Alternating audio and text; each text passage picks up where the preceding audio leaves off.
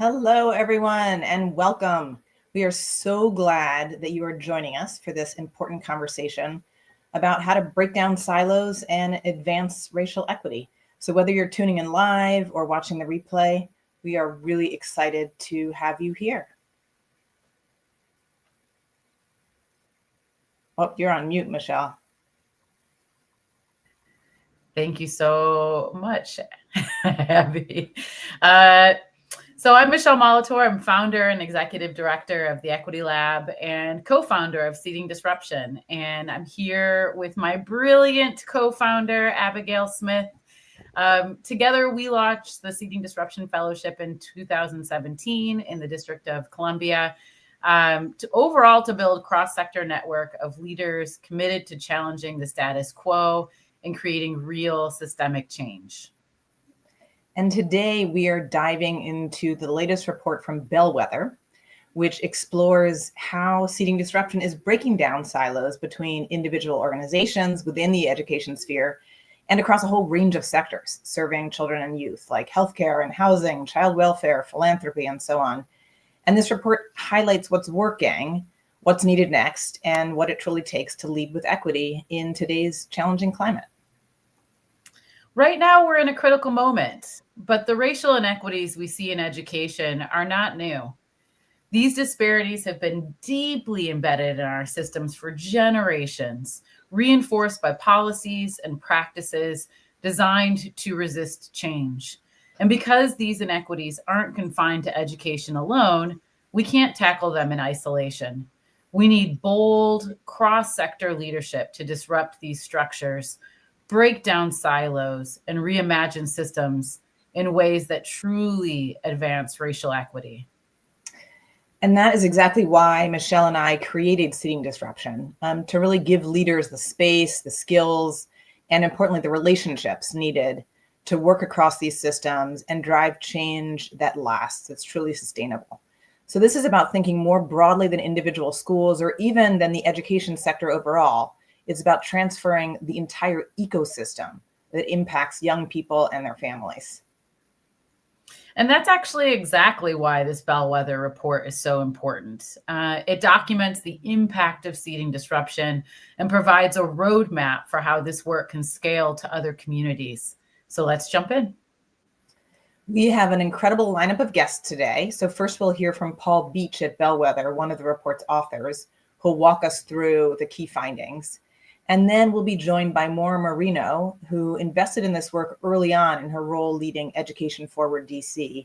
And finally, we'll hear from two Seeding Disruption alums, Nia Bodrick and Vivian Robledo, who are applying this work in their leadership today.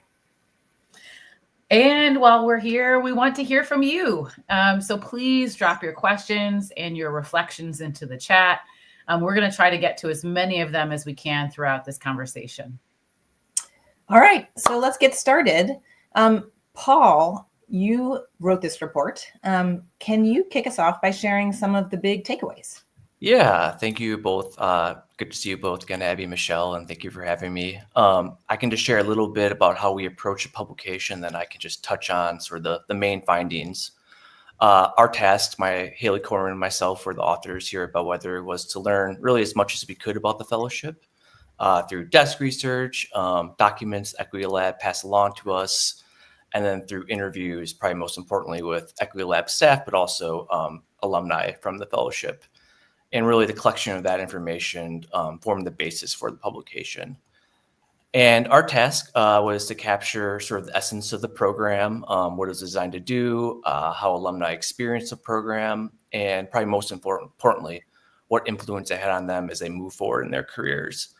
And our goal really was to highlight how initiatives like the fellowship can inform similar work happening in cities all across the country. And the first step for us was really to understand the goals of the fellowship and what problems it was trying to address. And it's very similar to my work at Bellwether, which is to improve opportunities and outcomes for systemically marginalized young people, including addressing racial inequities in education. And I think when it comes to education in particular, anyone who's worked in education as long as I have, or really even for a brief amount of time, really understands that inequities in education are held together by interacting and mutually reinforcing systems that have been designed to produce inequitable outcomes that we see, and also systems that are built to resist change, and also systems that sort of extend beyond education. And I think one of the things that fellowship does a great job of acknowledging through the design of the program, but also who's invited to participate, which includes folks from all across different sectors in DC, is that outcomes in education don't occur in a vacuum. Outcomes in education are influenced by and influence other systems in other sectors, including involvement with the juvenile and criminal justice systems, healthcare, the economy and workforce, and many more, really every part of life. And the fellowship at its core, from what we learned, is designed to disrupt those inequitable interacting systems. And it does so through a very carefully designed cohort-based program that first and foremost builds the knowledge and skills of participants, the fellows themselves. But I think it's also really important to highlight how the fellowship builds trusting relationships between not just fellows in the same cohort, but across cohorts. And it's really those relationships that are essential for breaking down cross-sector silos, what we refer to as cross-sector silos. Often what we see is that folks within sectors, but also across sectors, rarely interact with one another, let alone have trusting, strong, long-lasting relationships. And it's those relationships that make generating change that disrupts racial inequities essential. So that's sort of the frame we took to our research interviews, and also the frame that we use to surface key lessons we think those that are trying to build similar diverse cross-sector coalitions in other cities can learn from. And we landed on 5 lessons learned, 2 of which I just named, but I'm going to briefly just name the other 5 so we can get to our other guests, which are probably far more interesting than I am. And they'll also, through their words, I think you'll see these lessons expanded upon. And I encourage everyone to go read the report. So these 5 lessons sort of came up consistently in our research and conversations. They're not the only lessons we learned, of course, but we think these are really exemplify the fellowship and are things that folks in other cities can learn from. The first is that systems level change must be grounded in history and place. The second is that breaking down cross-sector silos is essential for systems level change, something I just mentioned. The third is that systems level change must be rooted in strong, trusting relationships. And the final 2 lessons, I think, really touch on this idea that people that are pursuing change, those that are funding change, those that want to see change, often want to see big change in really short order. And I think the reality is that change takes time often. And I think this 4th lesson really speaks to the longevity of the fellowship in its 9th year with more than 200 alumni. And it's that building a cross-sector coalition like the Equity Lab has takes time. In its 9th year with more than 200 alumni and a very active leadership development network curated, managed, and so carefully cared for by the Equity Lab, it's that there's really conceivably no problem, no issue that someone in this network doesn't have experience with, insight into, expertise with. And I think Equity Lab does a great job of, when those issues arise, connecting people to the right person to sort of help them through navigate whatever system they're working in. And the final lesson is that small wins are the catalyst for big change. I think it's really essential to acknowledge that small wins are essential for building momentum towards big change, providing inspiration to see where change can happen, and really sort of identifying what change can occur. And so those are kind of the 5 big lessons that we pulled from our report. Thank you so much, Paul. I appreciate that. Yes. That last point is such a critical point around change happening when leaders commit to sustained action, even if those actions are small, and over time, even those single interventions can build on each other. And we really appreciate the work that you've done to document these insights. I hope you'll stick around for us in case there are folks with questions for you. But I'm going to pass it back to Michelle. Wonderful. Thank you, Paul and Abigail.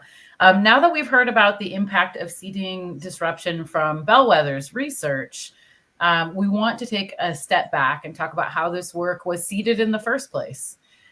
So we are very lucky. Joining us now is Maura Marino. She is a board member at the Equity Lab, a partner at City Fund, and former executive director for EdForward DC, which provided the initial funding to launch Seeding Disruption.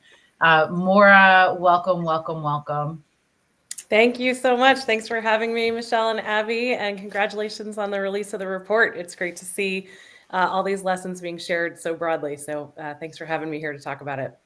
Thank you so much.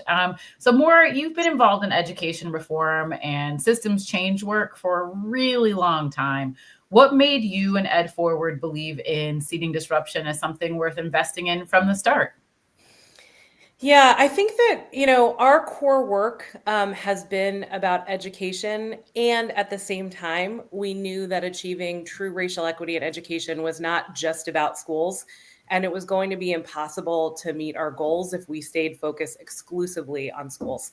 And so we saw the leaders we were supporting in various education organizations who had incredible expertise that they were bringing to the table, incredible ideas and work that they were trying to do, but often they were doing it in isolation from each other and from leaders in other sectors who were coming to us talking about the exact same challenges.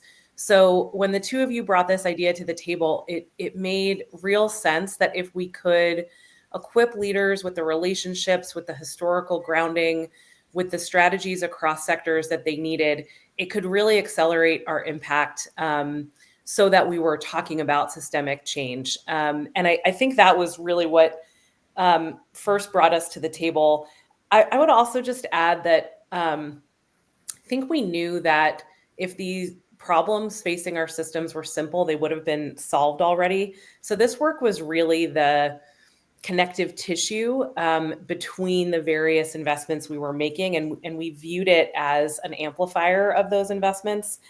And I would also say that we believed in the two of you, and we believed in the Equity Lab and the track record that you brought to the table. And so even though we were all trying something for the first time here in DC, we weren't sure exactly what it would look like. I felt incredible confidence that the two of you were pointed at the right set of challenges. You had the experience and the understanding of the city to pivot and to be nimble and learn along the way. And so I see this whole journey as just an incredible process of learning about what is working to equip our leaders and what we need to adapt to keep getting to change on a more systemic level for young people. Thanks for that, Maura. And again, thank you for your initial investment, which is so critical to us doing the work that we've done. DC's challenges are not unique, but the way we approached them with the Seeding Disruption Fellowship really was at the time. Why did investing in this work, specifically in DC, feel so critical at that point? Yeah, I think that locally, a lot of incredible work had been done for decades and decades here. And so the issue was not lack of trying or lack of incredible, thoughtful leaders in and outside of government looking to do this work. But the reality is that we have one of the most complicated education ecosystems in the country between students who go to traditional district schools, students who go to charter schools, students who might be receiving vouchers or otherwise attending private schools. We have a very complicated structure with our government agencies and how they oversee and support education. And the reality of the deep racial inequities in our city that are reinforced by all these systems. So certainly education, but also in housing and healthcare and in other systems that our young people interact with. So you can't look at a system like that and say, I'm going to zoom in on the classroom and focus there and hope that the rest of the system changes around the young people that we're looking to serve. And so I really felt like the time was right, that people were ready to come to the table and were really hungry for this kind of collaboration. And so we wanted to invest in this sort of people-powered systems change and see how it could amplify the impact that folks were already having in their individual organizations. I really appreciate that, Maura. Yeah, just deeply. So now that we've seen Seeding Disruption's impact in DC, we've started hearing from other cities that want to bring this model to their communities. Maybe they've tried things in the past that have not gone as well, or they're just inspired by what we are by what we're doing. So I'm curious for you, what's your perspective on why you think this work should expand? And what kind of investment will it take? Yeah, it's a great question, Michelle. And, I'm fortunate to both know DC deeply and have the chance to talk to folks in other cities. And I see two big reasons for this work to expand. The first is that even though I just talked about how DC is an incredibly complicated place to do this work, it is certainly not unique in the challenges we are facing. Every city is asking the same set of questions and grappling with racial inequities in education and the disconnected systems that young people interact with every day and that their families interact with.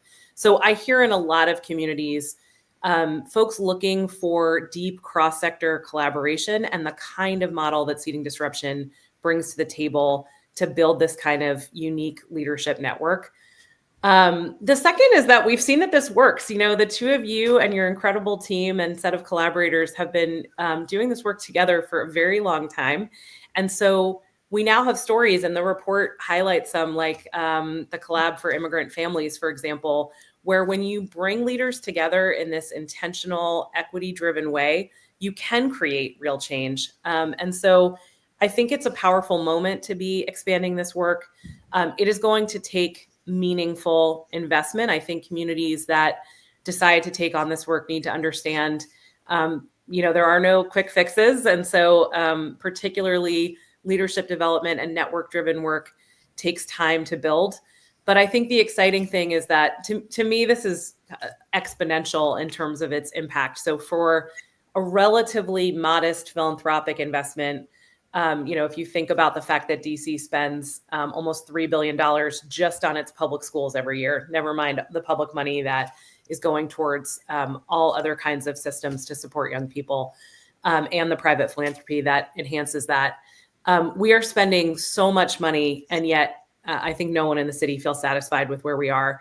And so for a relatively modest amount of philanthropy to make all of those resources, both public and private, more effective, I think is incredibly important. And, maybe in year one or year two, we all had an inkling that this was working, but we couldn't necessarily say this is exactly how. And when I read the report, I just really stepped back and thought about all of the stories every day that I hear about folks who first met through the fellowship or who really connected and understood this work in a meaningfully different way because of Seating Disruption. And now those connections are happening every single day. We're not even all aware of them. They happen so often.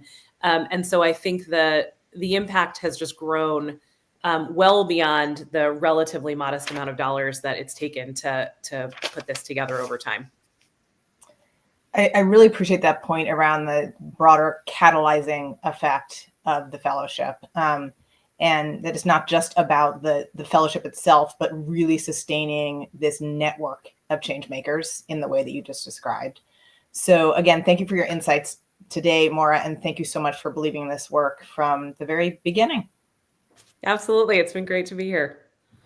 Absolutely. All right. So we've talked about the vision behind Seating Disruption and what the research tells us about its impact.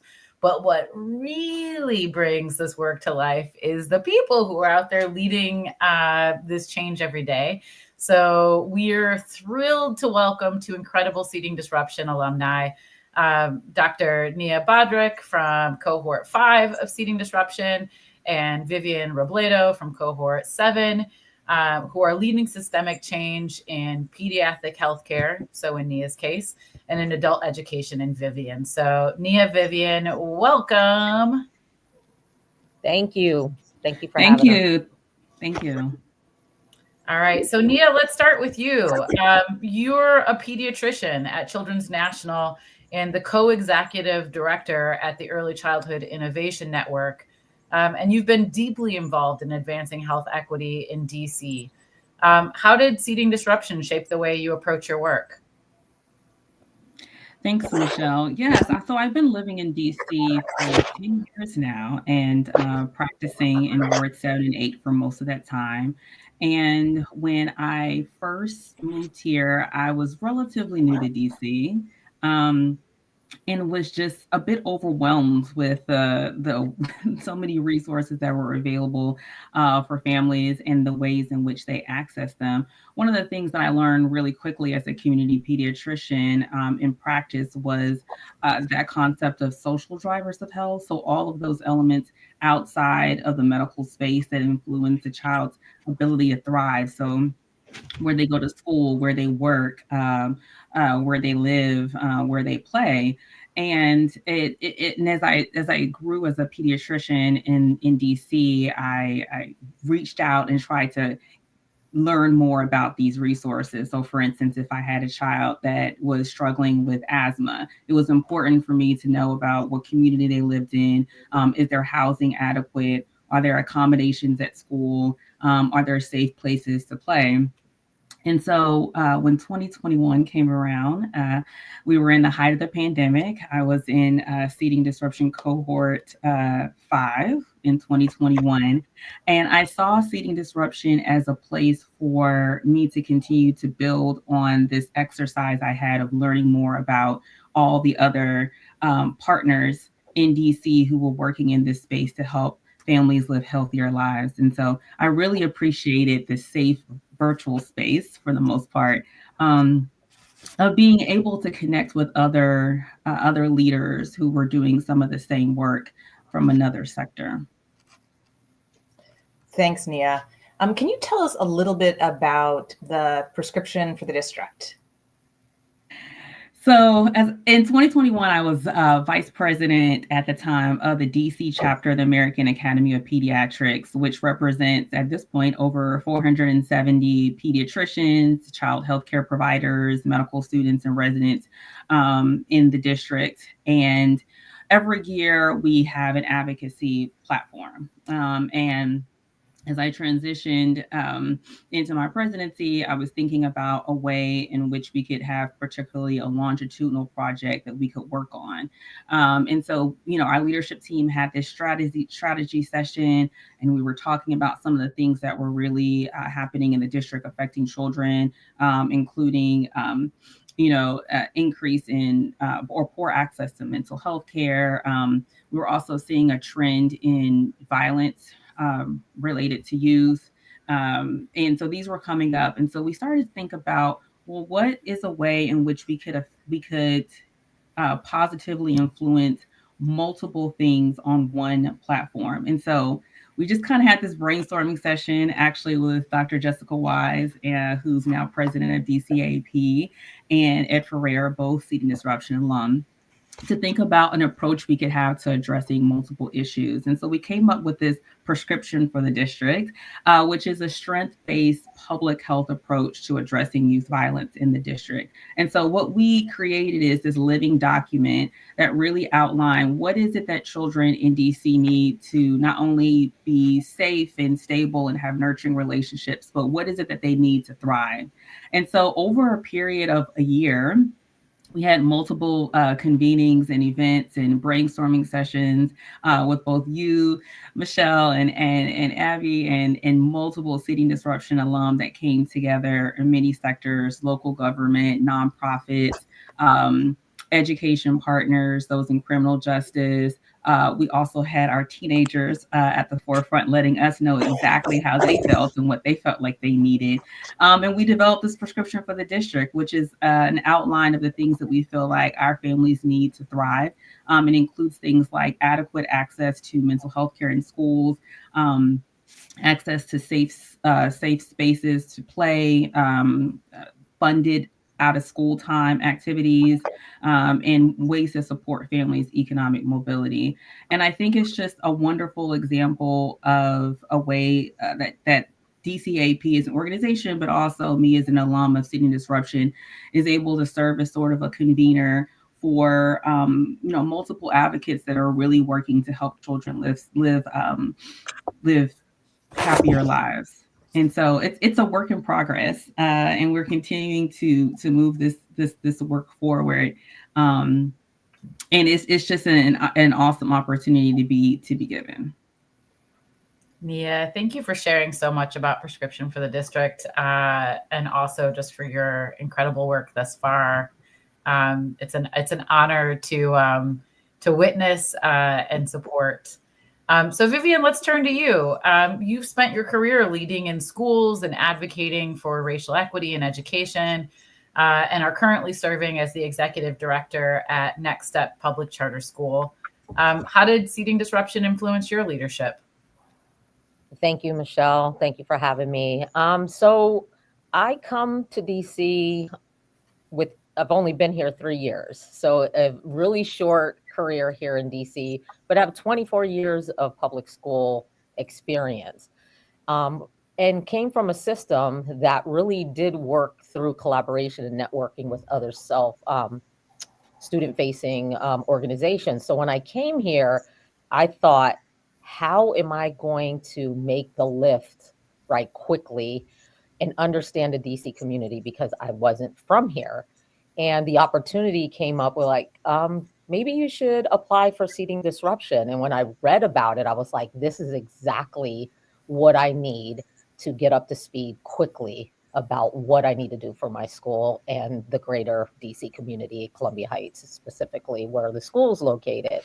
So the seating disruption was able to give me that network, the understanding, the historical foundation of the various communities in DC, the racial dynamics between Black and Latinos and other groups that I would have never been able to get, or I could have gotten, but it would have taken me a lot longer to be able to really dig in into that work. And I think I come from head, hearts, and hands, right? I had the heart for the work. I had the hands ready to go.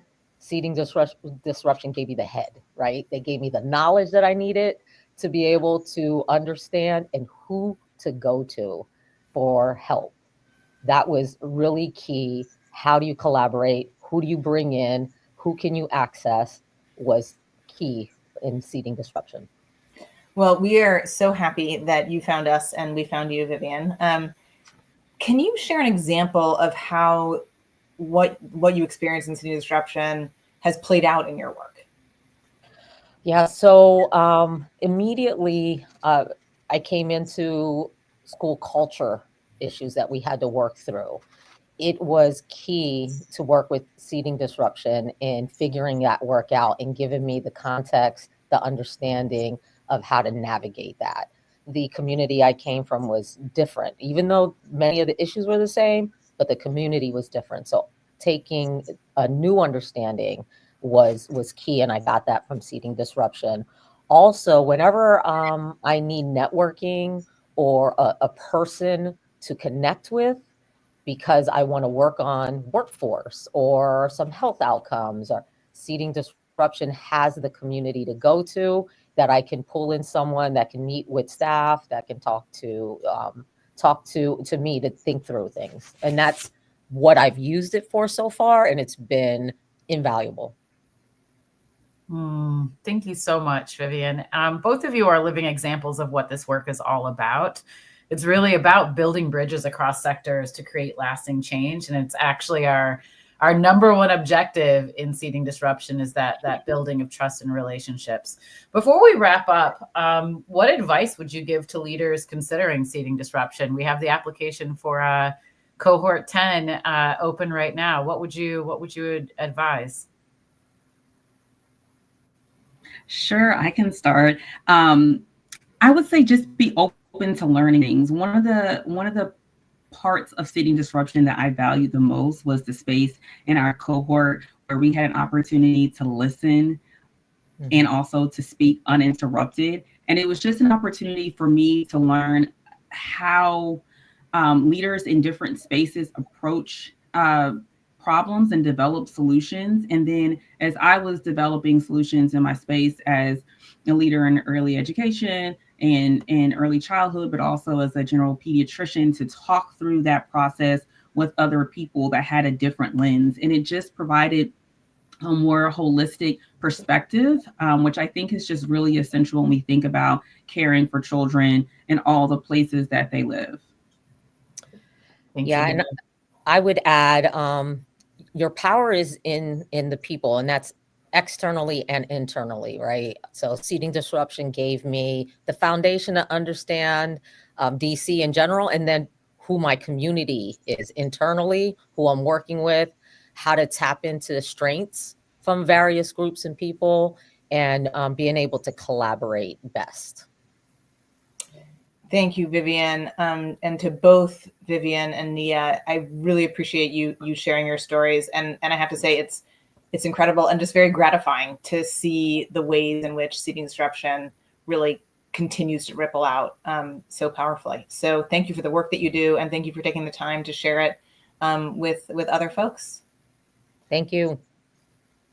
Yes. And the key takeaway here is that change doesn't happen in silos. Really excited to think about what is happening and what we can do when we bring people together across sector, when we're building deep relationships, when we're committing to disrupting the status quo. That's really what seating disruption is all about. And we couldn't be more proud of the alumni who are carrying that work forward, and of the folks to come. And so if you've not yet, want to create some space. If you have not yet shared any questions in the chat, we're going to try to get to as many as we can.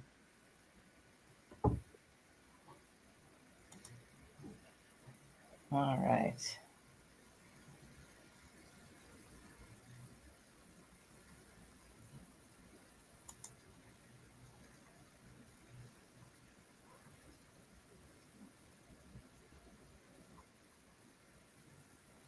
All right, I see a question about what happens with the alumni of the program. What happens next? Abby, do you want to jump in?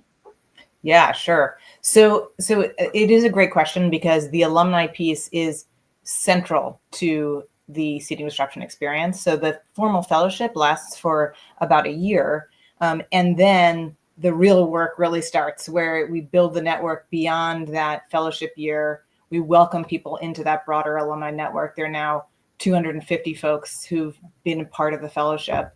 And we continue to keep folks engaged in a number of structured ways. So we have every quarter or so, we have a disruption day. We actually have one coming up this Friday, where we focus on issues that feel very present to alumni, that they're really wrestling with, and come together as a community to support each other, to learn, to share resources, to hold each other accountable to the work. We also have regular social events to, again, continue to just build those relationships, so that, as Vivian said, when something comes up and you think, oh, I really need to talk to somebody in the youth development space, or I need to get perspective on something that from someone in the early childhood world or the pediatric world, you have relationships and can literally pick up the phone and connect with folks. So that's been a big part of the program, is seeing the alumni network really blossom.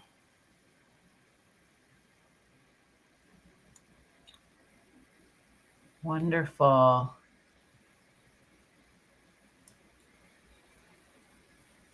So we have another question. This is a DC-based program. How do you think this could potentially work nationally, and or how could other cities do something similar? That's a great question. We would love for other communities to do the work of seating disruption. And in fact, the release of the paper was really to share everything we've learned. Our hope is that other communities want to become seating disruption communities. And our hope is to be able to support those communities in doing that. And so we don't believe that it is ours to do, in the sense that we would never go to Philadelphia and say, Philadelphia, the Equity Lab knows what you need. But should a community like Cleveland or any place invite us to learn more, our goal is to be in a relationship or partnership where we can share everything we've learned. We can help people get things up and off the ground, can support in curriculum development, et cetera, share everything we've learned about recruitment, share everything we've learned about financial resources, and then really just create the opportunity for different communities to connect with one another. You know, what's happening in Oakland? What's happening in Tulsa? You know, can we learn in DC from what's happening in other communities, and can those communities learn from us? And so our goal is to share as broadly and widely as possible, and to really make sure that people feel like they can do the work for themselves that they deem necessary. I don't know, Abby, if you would add anything. I think that was perfect. Wonderful. So I think that that's the last of the questions. So we're going to go ahead and start to wrap. Before we close out, just a quick reminder, applications for cohort 10 of Seeding Disruption are open now. They are live. I cannot believe we are in cohort 10, but we do hope that you will join us. If you are a senior leader who is working to ensure thriving futures for today's youth in education, health, housing, child welfare, or philanthropy, or any other sector. We have folks working in food justice. We have folks working in the arts. So any area that affects children and families, and you're in DC and you're ready to be a part of this work, we really want to encourage you to apply. So the deadline for the cohort 10 application is coming up on Monday, March 3rd. The application takes about half an hour to complete, and you can find all the details for that at theequitylab.org. And for those of you that are outside DC, which is where some of these questions were coming from, if you want to bring Seeding Disruption to your city, let's talk. We're actively exploring partnerships to expand the work and would love to connect with potential funders and community leaders. So please drop us a line, let us know you're interested, and we look forward to connecting. So see you soon. Don't forget to follow the Equity Lab for more updates, and we look forward to working together. Thank you all so much for being part of this conversation today, both our invited guests and folks watching either live or after the fact. Keep on disrupting, keep building, keep pushing for equity. Now more than ever, this work is so critically important, and we can't wait to see what's next. Thanks for joining us.